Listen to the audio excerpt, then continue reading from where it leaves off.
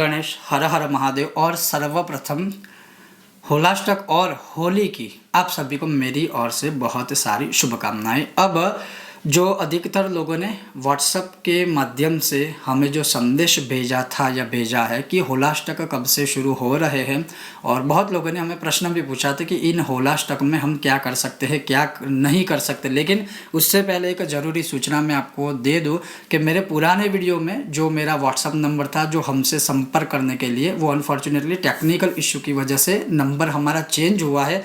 जो आप अभी डिस्क्रिप्शन में और हमारे ये जो सारे नए वीडियोज़ है उसमें आप स्क्रीन पर देख पाएंगे। तो अगर आपको संपर्क करना है तो आप उस नंबर पर संपर्क कर सकते हैं। जब भी उचित समय या नंबर आएगा आपको अवश्य हम उत्तर देंगे। अब हम बढ़ते हैं इस विषय की ओर। तो होलाष्टक जो है वह 16 मार्च रात्रिकाल के 9:39 से आरंभ होकर 25 मार्च सोमवार को होलाष्टक अर्थात होली के ये जो 8 दिन होते हैं, जिसे एक भाषा में अशुभ कहते हैं, लेकिन अशुभ होने के बावजूद भी इन 8 दिनों में कुछ कार्य ऐसे होते हैं जो करने से बहुत ही शुभ फल परिणाम प्राप्त होता है।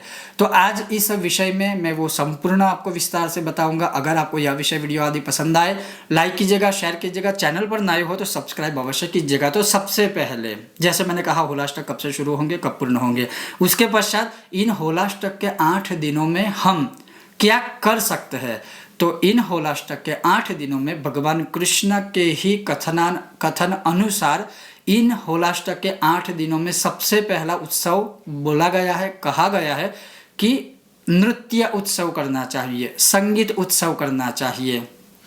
और नृत्य उत्सव में भगवान ने कहा है कि इन 8 दिनों में, वैसे तो पूरे खर मास में कहा है, लेकिन ये 8 दिन है वो सबसे अधिक कथा में उन्होंने बताया है पूर्णिमा तक, कि ये जो 8 दिन है उसमें भगवान के आगे अपने इष्ट देवता के सामने उनके मंत्र जाप धुन स्मरण के ऊपर नृत्य कर सकते हैं, कीर्तन कर सकते हैं, भजन आदि कर सकते हैं। दूसरा, उसी नृत्य के साथ, उसी भजन के साथ, उसी कीर्तन के साथ अगर संगीत भी होगा तो माँ सरस्वती स्वयं कृपा देंगी, सरस्वती की पूर्ण कृपा प्राप्त होगी, भगवान भी खुश होंगे।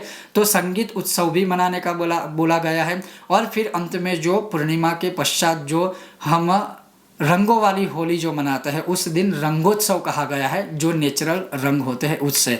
तो ये सबसे पहला कथन भगवान का है। उसके पश्चात इन 8 दिनों में आप चाहे तो किसी भी भगवान के या फिर अपने इष्ट देवता के मंत्र जाप कीजिए। और मेरी सलाह आपको ये रहेगी कि आपने जो अपने इष्ट का या गुरु के माध्यम से आपको जो मंत्र मार्गदर्शन या मंत्र की दीक्षा प्राप्त हुई है, और उसमें भी अभी ही महाशिवरात्रि की रात्रि काल में अगर कोई मंत्र या स्तोत्र का पाठ किया है, मैं आपको ये कहूँगा इन्हीं उसी मंत्र या स्तोत्र का इन 8 दिनों में एक पर्टिकुलर अनुष्ठान कीजिए या मंत्र जाप कीजिए।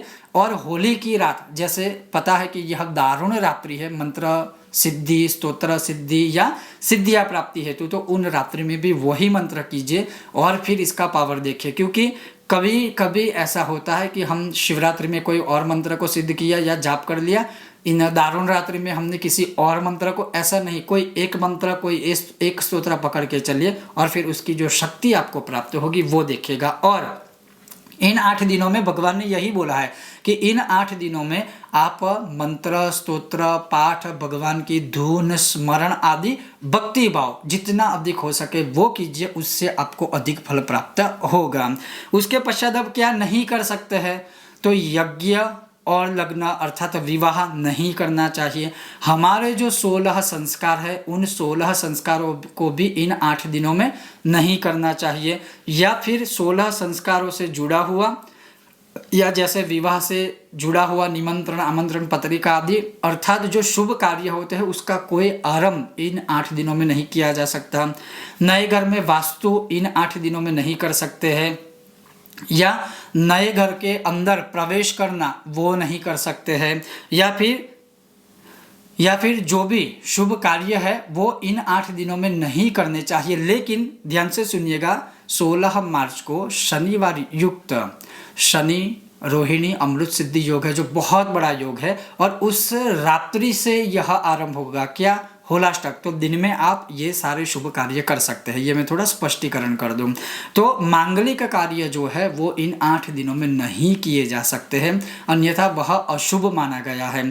और इसके अलावा जैसे नए वाहन की खरीदी करनी हो, नई कुछ चीज़ें लेनी हो, या मतलब मानिए कि घर के लिए या घर में किसी व्यक्ति के लिए कोई भी नई चीज़ का आरंभ करना हो, नई चीज़ को खरीदना हो, नए व्यापार का आरंभ करना हो, कोई नया बिजनेस खड़ा करना है, नया घर लेना है, या नए घर से जुड़ा हुआ कोई कार्य करना है, तो होलाष्टक के इन 8 दिनों में अवश्य उसको अवॉइड कीजिएगा। तो होलाष्टक के 8 दिनों में जितना हो सके भक्ति भाव पूजा पाठ आदि आप कीजिए। इसके अलावा भी होली की रात्रि जो दारुण रात्रि कही गई है उसमें कौन सी साधना है या कौन से पूजा पाठ आदि है, क्या करना चाहिए, या होली की ही रात्रि के विषय में या इन होली के विषय में और मैं वीडियो लेकर आऊँगा। अवश्य आप देखते रहिए कर्मकांड बाय आनंद पाठक मेरे साथ। ओम गणेश हर हर महादेवा।